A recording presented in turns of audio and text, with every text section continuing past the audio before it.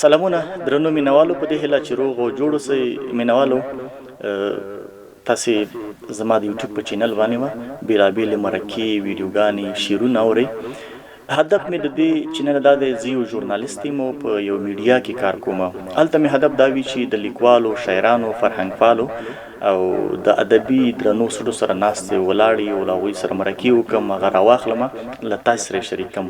هدف مې له دې دا دی چې خپله پښتو ژبه، خپل ادب او غني ادب ته پرمختګ ورکړم او کار ورته وکړم او دا په دغه برخه کې غني کړم. د دې ترڅنګ لکه تاسې اوس دلته ما ګورئ، زما د یوټیوب چینل دی.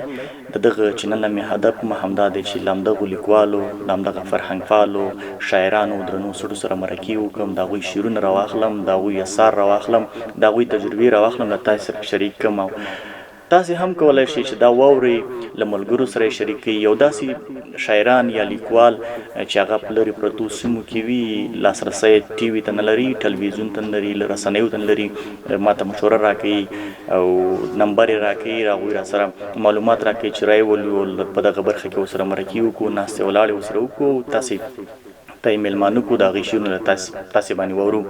بل هدف مې دا دی هغه تنکي ګلالي زده کوونکي چې په مکتبونو کې هغه زمزمې کوي، ترنم کوي، شعرونه وایي، غواړم له هغوی سره مرکې وکړم او په دغه برخه کې کار وکړم.